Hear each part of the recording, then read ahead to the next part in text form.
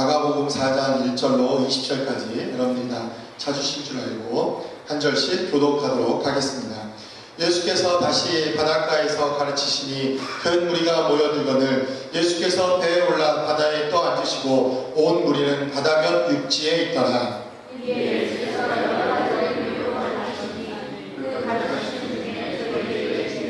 들으라, 씨를 뿌리는 자가 뿌리러 나가서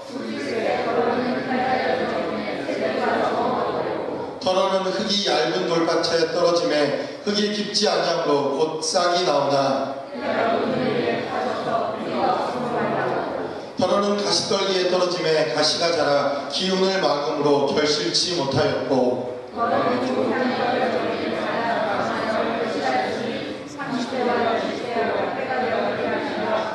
또 이르시되 들을 귀 있는 자들은 들으라 하시니라.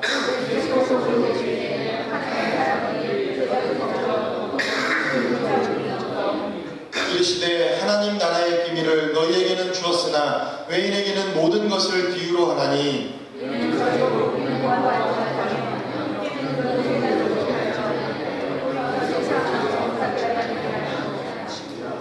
또 가라사대 너희가 이 비유를 알지 못할진대 어떻게 모든 비유를 알겠느냐.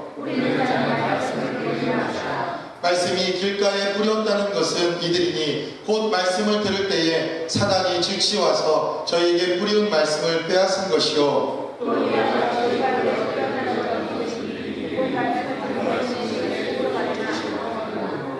그 속에 뿌리가 없어 잠깐 견디다가 말씀을 인하여 혼란이나 핍박이 일어나는 때에는 곧 넘어지는 자요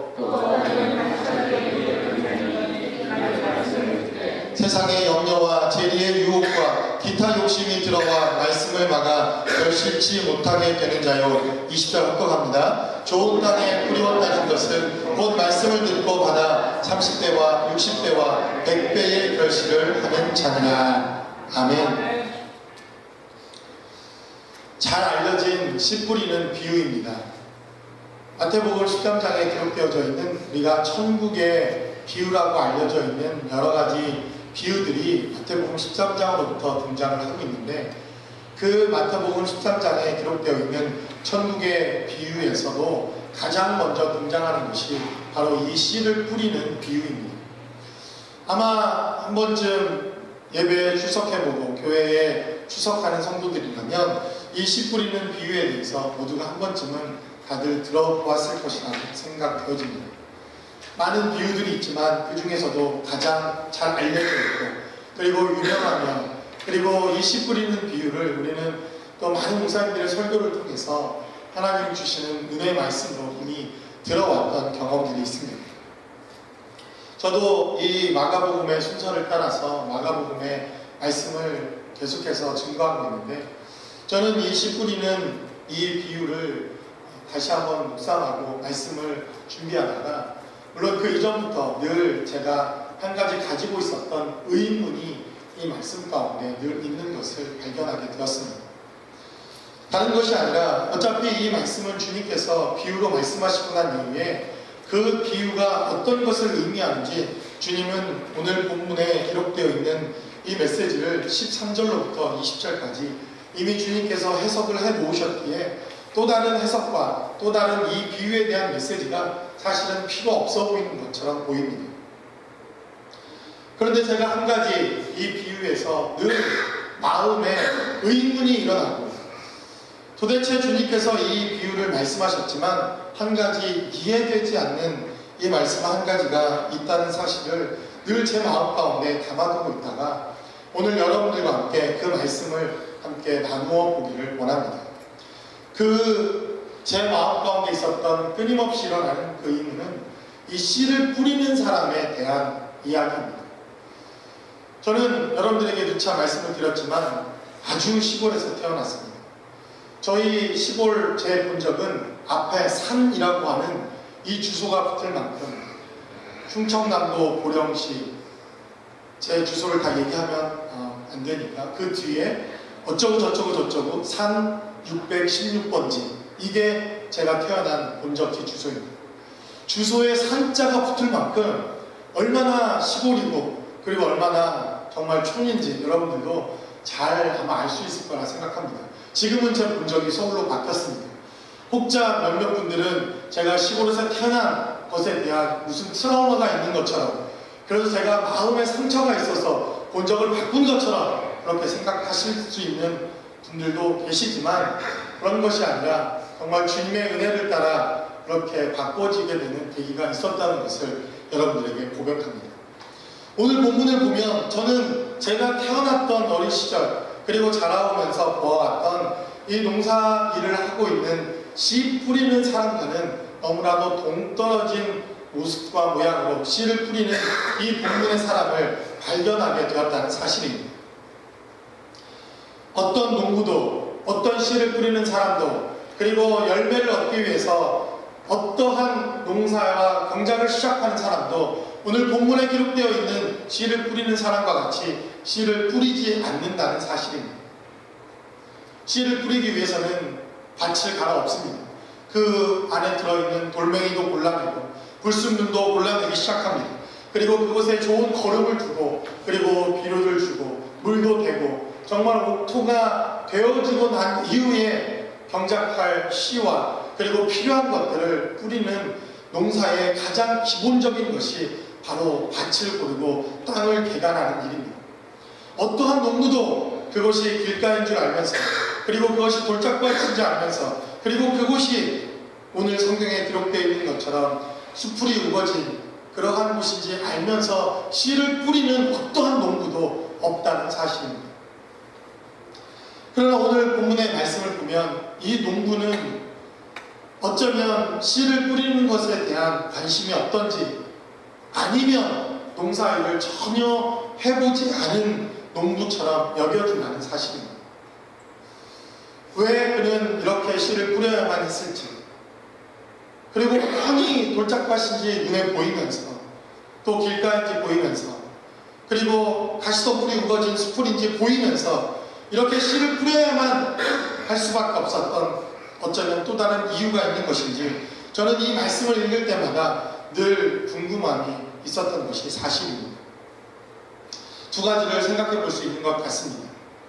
그가 이렇게 씨를 뿌릴 수밖에 없는 어떤 환경, 얘기할 수 없는, 말할 수 없는, 그리고 이 본문에 기록되어 있지는 않지만 어쩌면 그가 이렇게 다급하고 또 촉박한 마음으로 그것이 옥토인지, 그리고 그것이 돌짝밭인지, 그리고 그것이 자갈밭인지, 아니 어쩌면 엉겅퀴와 풀들이 무성한 수풀인지 구별할 수 없을 만큼 다급하게 복음을 전해야만 하는 그런 환경과 상황이 있었던 것처럼 보인다는 것입니다. 아니면 그가 전혀 이 농사일과 상관없는 씨를 뿌리는 사람들처럼 오늘 성경에 이 씨를 뿌리는 사람의 모습이 비춰지는 것이 사실입니다. 저는 오늘 이 본문의 말씀에 제가 늘 이 말씀에 대한 의문을 가지면서 함께 여러분들과 말씀을 나누기를 원하는 것은, 오늘 이 본문에 기록되어져 있는 씨를 뿌리는 사람의 입장에서, 그리고 그가 왜 이렇게 씨를 뿌려야만 할 수밖에 없었는가를 우리가 함께 말씀을 통하여 여러분들과 함께 나누어 보기를 원합니다. 첫 번째로 오늘 우리가 이 본문에 기록되어 있는 이 씨 뿌리는 사람의 비유를 통해서 이 씨를 뿌리러 나온 이 사람이 이렇게 씨를 뿌릴 수밖에 없는 어쩌면 급박한 환경과 상황들이 있을 수밖에 없었다고 우리는 생각해 볼 수 있다는 것입니다. 여러분들이 어떠한 경우와 어떠한 환경에서 어쩌면 이 씨를 뿌렸던 사람과 같이 정말 너무나도 다급하고 급박한 환경에서 씨를 뿌릴 수밖에 없는 환경을 맞이하게 됩니다. 성경 본문은 우리에게 말씀하시기를 이미 씨를 뿌린다는 것은 주님께서 우리에게 가르쳐 주시기를 말씀을 뿌리는 것이라고 말합니다. 말씀을 전하는 것이라고 말합니다. 하나님의 말씀을 증거하고 그리고 복음을 증거하시는 것이라고 이미 우리에게 말씀하셨고 해석하셨기 때문에 또 다른 해석과 또 다른 이 말씀에 대한 또 우리의 말씀이 다른 것이 필요 없다고 생각되어집니다. 그렇다면 우리의 삶의 자리와 환경 속에서 우리는 이렇게 다급하게, 그리고 어떤 환경 속에서 너무나도 촉박하게 하나님의 복음의 메시지와 말씀을 증거할 만한 환경을 접할 때도 있다는 사실을 우리는 경험합니다. 특별히 우리는 말씀을 통해서 주님께서 십자가에 달리셨던 바로 그때 왼편과 오른편에 강도들이 주님과 함께 매달려 있었다는 사실을 말씀을 통해서 우리는 경험합니다. 물론 성경에는 오른편 강도와 왼편 강도를 구분해 놓고 있지는 않지만 전승에 의하면 오른편 강도에게 주님께서 복음을 증거했던 것처럼 그렇게 우리에게 전해져 내려오고 있습니다. 여러분, 만약 주님께서 그에게 복음을 증거하시고 만약 그 오른편 강도에게 하나님의 말씀을 증거해야 되는 상황과 환경이 다가오셨는데 성경에 기록되어 있는 대로 그가 옥토인지 아니면 자갈밭인지 아니면 길가이든지 아니면 수풀로 우거진 그러한 밭이었든지 주님께서 그에게 필요한 말씀을 증거하시기 위해 그의 심령을 주님이 영적인 눈으로 확인하신 후에 하나님의 말씀을 증거하셨다면 여러분, 과연 그 십자가에 달렸던 그 오른편 강도는 복음의 메시지와 생명을 받아들일 수 있었겠습니까? 아마 여러분들도 복음의 메시지를 증거하면서 이러한 이야기들을 간증을 들어봤던 기억이 있을 겁니다. 고구마 전도왕 김기동 집사님, 지금 목사님이 되셨는데 그분의 간증을 통해서 찔러보고 생고구마인지 익은 고구마인지 막 찔러보다가 그가 복음을 받아들일 때가 되어서 하나님의 말씀을 증거하라고 이렇게 전도 훈련도 받고 여러분들도 그런 세미나와 간증을 많이 들어보셨을 것이라 생각되어집니다. 물론 훌륭한 전도의 방법입니다. 필요합니다. 그렇게 한다면 효과적으로 우리가 복음과 생명을 증거할 수 있는 그러한 훈련 전도 방법이라고 생각되어집니다. 그러나 우리의 삶의 자리에서 복음을 증거할 때 그렇게 복음을 증거할 수 없는 환경과 상황도 우리가 경험하게 되어진다는 사실입니다. 저의 삶의 자리에도 이런 경험이 있었습니다. 제가 대학교 2학년 때 저희 형이 교통사고가 나서 거의 죽음에 이르는 상황 가운데 가 있었던 상황을 경험하게 되었습니다. 오토바이 교통사고가 나서 뇌를 다치고 그리고 이 다치면서 머리를 다쳐서 뇌수술을 해야 되는 그러한 상황 가운데 오게 되었습니다. 얼굴은 이미 알아볼 수 없는 형태가 되었습니다.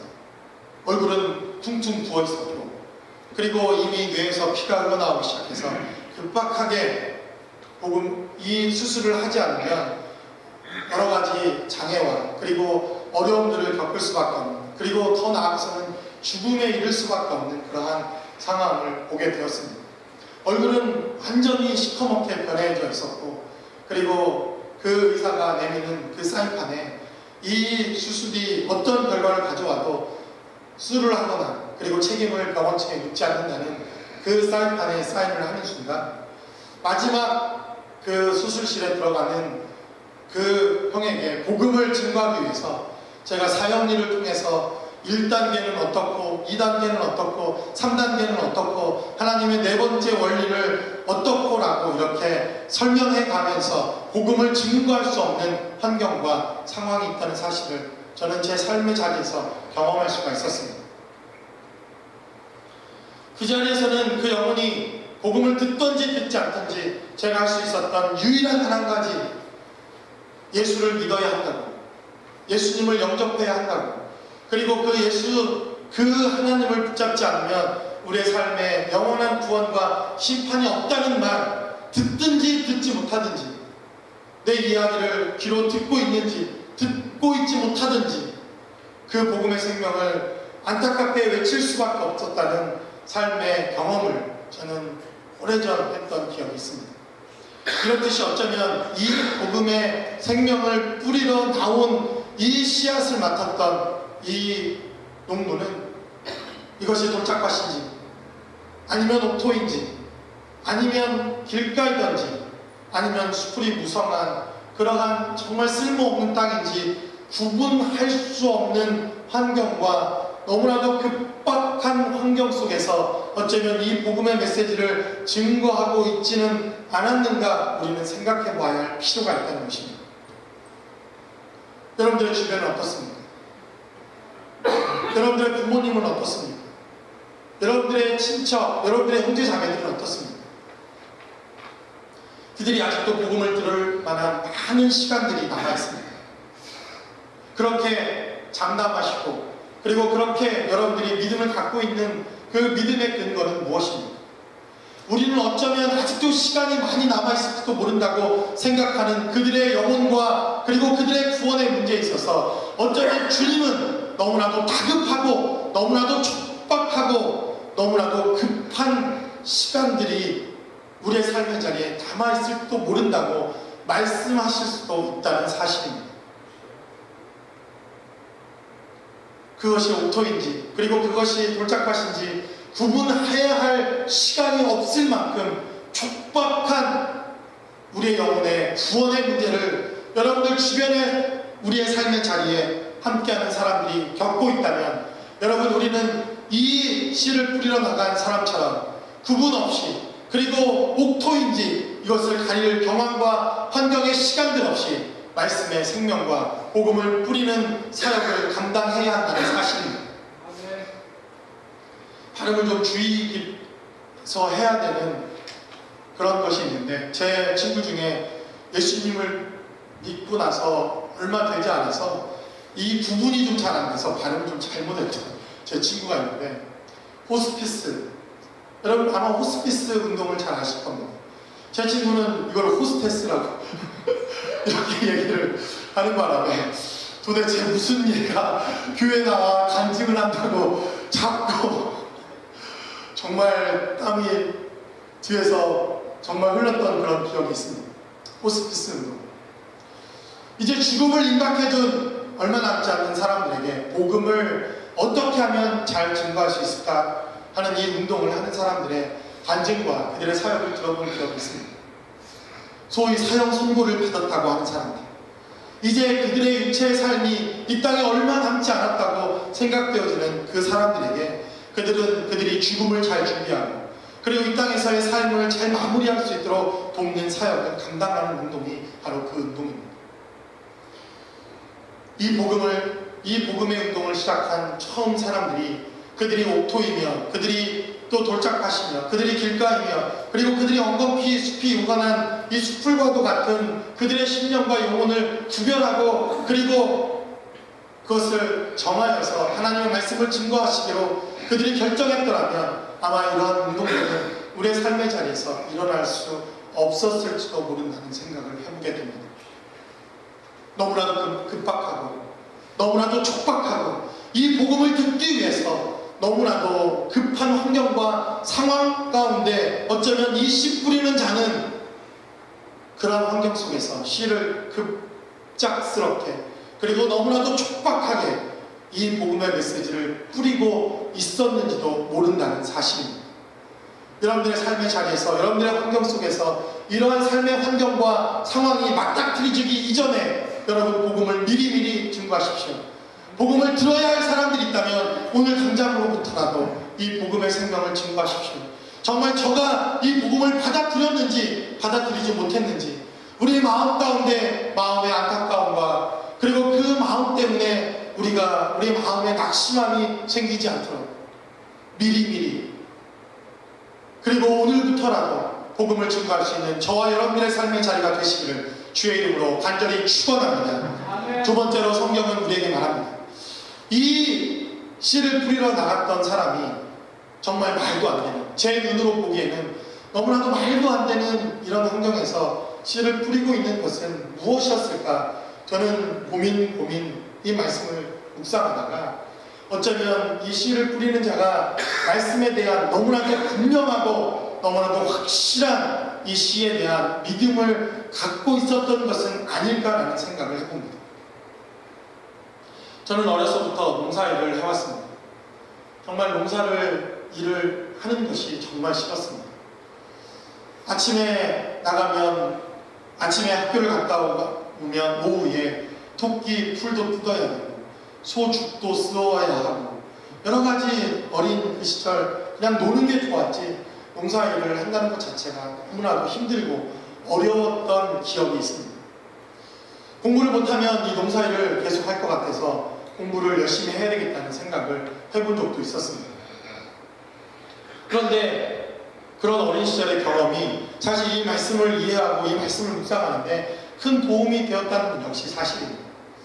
저는 어려서의 경험이 있습니다. 어떤 시는 정말 너무나도 좋은 환경과 좋은 상황을 만들어주지 않으면 그 시가 잘 자라지 못하는 그러한 시들도 있습니다. 예를 들어서 쌀나무, 벼 이런 쌀나무의 시는 잘 관리해주지 않으면 이 씨가 싹을 맺고 그리고 이 모판에서 잘 자라고 난 이후에 온전하게 이 논에 심기 위해서는 몇 달간을 정성스럽게 키우고 난 이후에 본 논에 옮겨 심습니다. 그런데 어떤 식물들은 그냥 막 키워도 잘 자라는 씨들도 있는 것을 제가 어려서 농사를 경험하면서 제 삶에 경험했던 기억이 있습니다. 그 모판에 있는 그 논에 있던 그 모판에 있던 그 씨앗을 이제 잘 논에 심고 난 이후에 이 논둑에 또 씨앗을 몇 개를 뿌립니다. 거기에 콩도 심고 그리고 호박도 심고 들깨도 심고 논둑에 정말 그 길가와 같고 그리고 돌짝밭과 같고 그리고 가시 엉겅퀴가 가득 되어 있는 그곳에 그러한 식물들을 심습니다. 그리고는 별로 관리도 하지 않습니다. 논에 나가면 항상 피살이도 하고 물도 대주고 농약도 치고 얼마나 새벽부터 그 벼가 추수될 때까지 관리를 하는지 모릅니다. 새벽 4시에 나가면 새벽 기도를 하러 나가는 것이 아니라 논에 물을 잘 대주기 위해서 위에 논이 그 물을 잘 가둬두고 있으면 그 밑에 있는 논에 또 물을 주기 위해서 그 물고랑을 트는 그러한 농사일들을 하기 위해 새벽에 나가게 됩니다. 얼마나 고되고 힘든 일들인지. 그런데 관리하지 않아도 잘 자라는 그런 농작물이 있습니다. 호박 같은 경우는 여러분 씨는 이만한데 열매는 얼마나 큰지 아십니까? 정말 어마어마한 호박이 그 가을에 누렇게 익어가는 것을 본 적이 있습니다. 논둑에 늘 자라고 있었던 홍박 그리고 들깨와 같은 이러한 식물들은 너무나도 잘 자랍니다. 그리고 그 씨앗을 심는 농부들도 잘 관리하지 않아도 이것들은 잘 자랄 것이라는 믿음을 가지고 그 논둑에 그리고 황폐한 그 땅에 이러한 씨앗들을 심는 것들을 경험할 수 있었다는 사실입니다.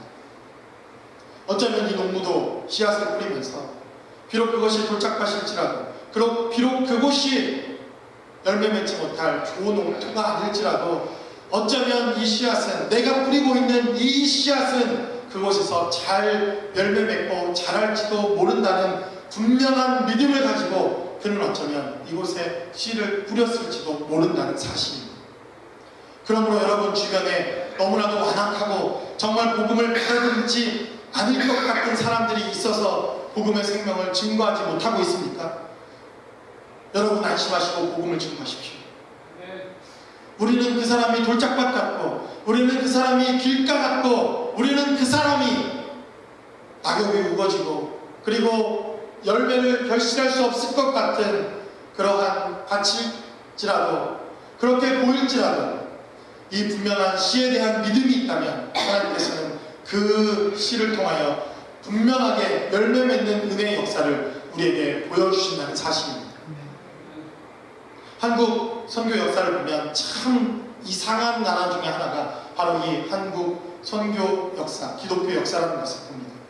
여러분들이 혹시 한국 역사와 한국 교회사를 혹시 공부한 기억이나 또 공부할 기회가 있다면 이 한국 교회는 이 한국 기독교 교회사는 잘 이야기하지 않는 숨은 이야기 하나가 있습니다. 사실 한국은 선교사가 한 명 이 땅에 들어오지 않고도 이미 복음의 생명으로 말미암아 그리스도인들이 자생적으로 이 땅에서 하나님의 말씀을 받아들일 그 나라가 바로 대한민국이라는 사실을 우리는 이 역사를 통해서 발견하게 됩니다. 우리가 잘 아는 임진왜란이 일어났던 선조 때에 우리가 허균이라고 하는 실제로 있었던 사람을 여러분들이 혹시 기억하는지 모르겠습니다. 그 사람이 청나라에서 그때는 명나라였지만 이제 정권이 바뀌기 시작하는 그 중국에서 책 하나를 수입을 하게 됩니다. 그 책의 이름이 바로 천주시리라고 하는 책입니다. 천주시리. 아마 국사 공부를 조금 해보신 분들은 이 책의 이름을 들어보신 분들도 있을 것이라고 생각합니다. 지금으로 말하면 어떻게 복음을 우리가 받아들일 것인가, 우리가 어떻게 복음의 메시지를 들을 수 있는가, 그리고 복음은 무엇인가 하는 이러한 복음에 대한 메시지를 기록해 놓은 책입니다. 그리고 그것을 해설해 놓은 책이라고 볼 수가 있습니다. 이 책을 허균이라는 사람이 들여오고, 그리고 이 책을 읽기 시작한 사람들이 복음을 받아들이기 시작합니다. 선교사 한 명 없이, 이 땅에 그 누구도 복음의 메시지를 가지고 들어온 사람 한 명도 없이, 단지 하나님의 말씀 몇 구절을 기록한 것을 우리가 어떻게 적용할 것인가, 어떻게 해석할 것인가, 어떻게 받아들일 것인가 라고 주애를 써놓은 것 같은 이 주석책인 이 천주시를 통해서 사람들이 복음을 받아들이기 시작했다는 사실입니다. 한국 최초의 신부로 알려진 김대건, 그리고 박제가, 우리가 문민심서라는 것을 쓴 정약용, 그리고 그의 형제들, 이러한 사람들이 복음을 받아들이고 이 책을 통해서 하나님의 메시지를 받아들이기 시작합니다. 그리고 수많은 사람들이, 아직 단 한 명의 선교사도 이 땅에 발을 들인 적이 없는 이 땅에 수많은 복음의 생명을 듣고 거듭난 그리스도인들이 자생적으로 생겨납니다. 그때 최초의 한국 신부였던 김대건이라고 하는 이 사람이 이 국경에 선교사를 요청합니다. 우리에게 최초의 침례와 세례를 줄 선교사를 요청을 하는 기록이 바로 마테오 리치라고 하는 사람이 쓴 동반경문록이라고 하는 그 책에 기록되어져 내려오고 있습니다. 이미 한국에는 하나님의 말씀이 이 땅에 씨앗이 들어지기 시작하자 자생적으로 복음의 생명을 들은 그리스도인들이 이 땅에 태어나기 시작했다는 사실입니다. 한국 최초의 개신교회로 알려진 소래교회라는 교회가 있습니다. 황해도 소래라는 지역에 이 소래교회는 1800년대 최초의 한국 교회입니다.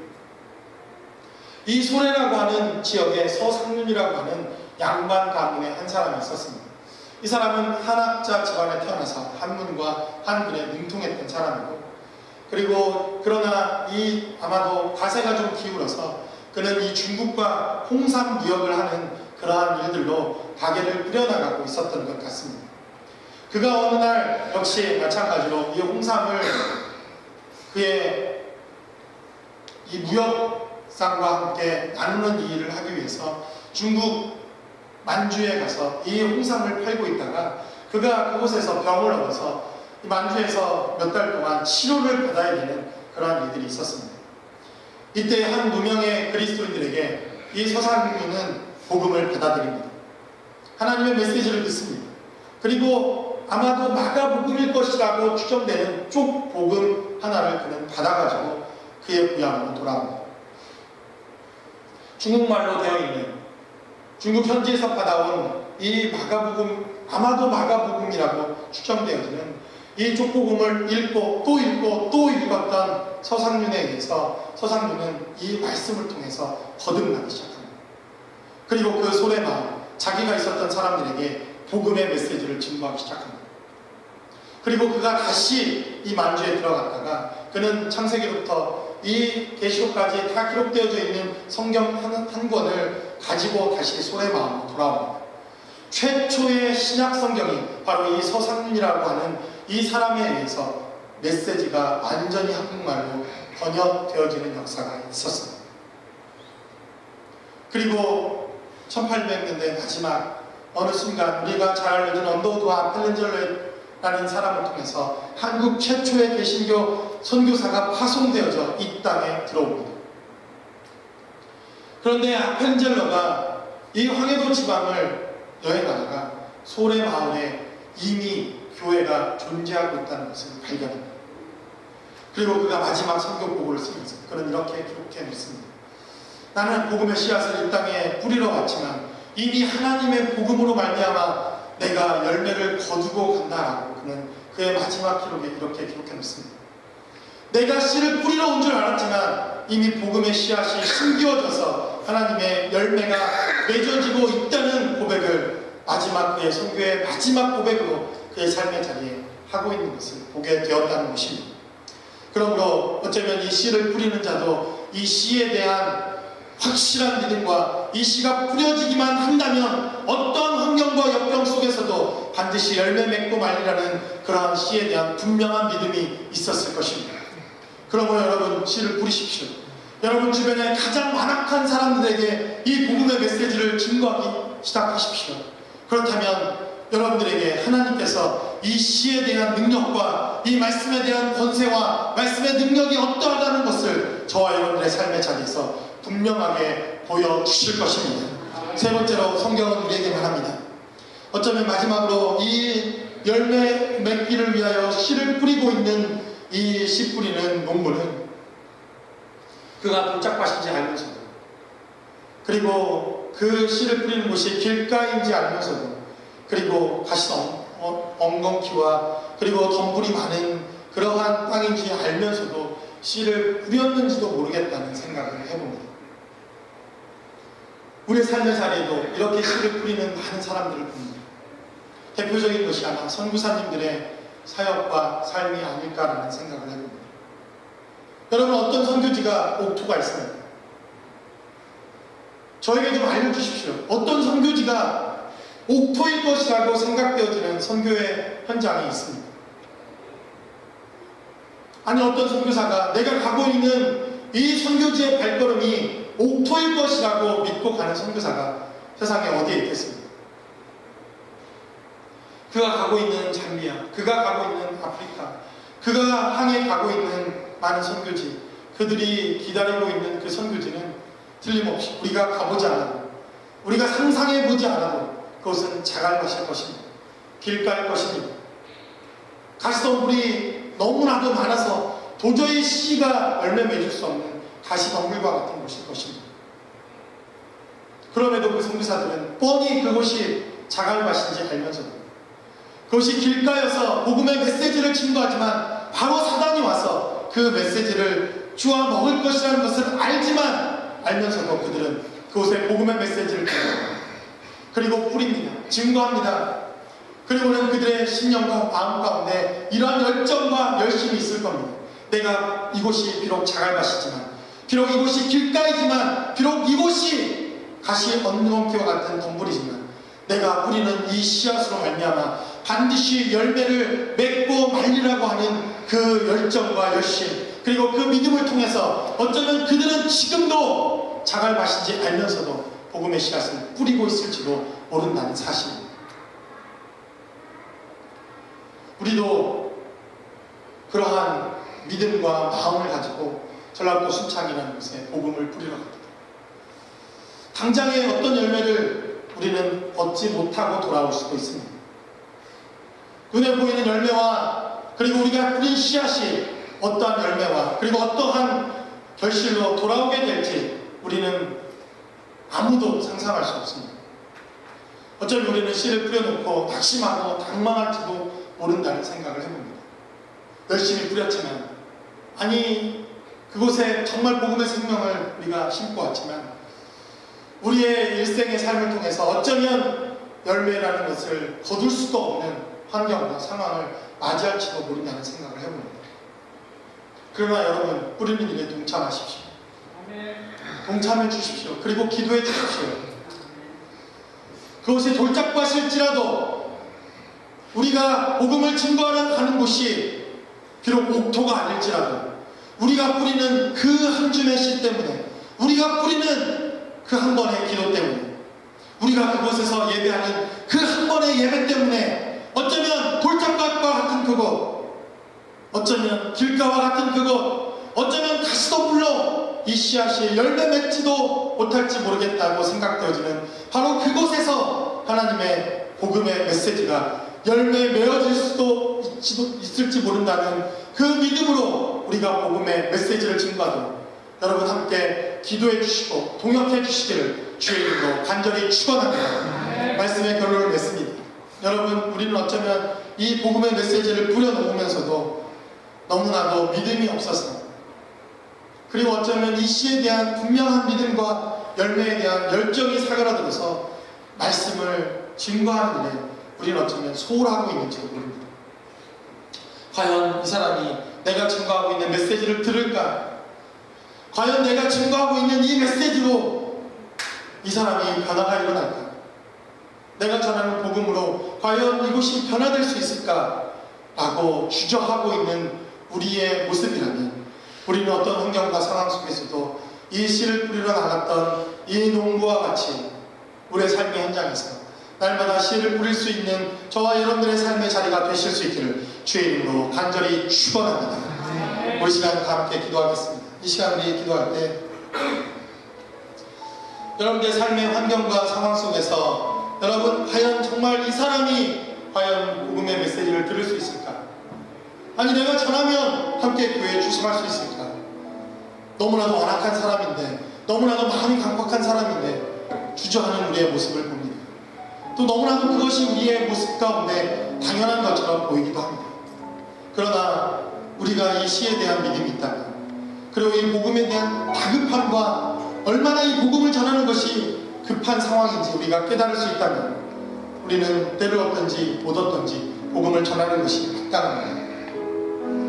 어떤 환경 속에서도 반드시 열매를 맺고 말겠다고 하는 우리의 결단과 믿음의 열정이 있다면 우리는 반드시 열매를 얻게 될 것입니다.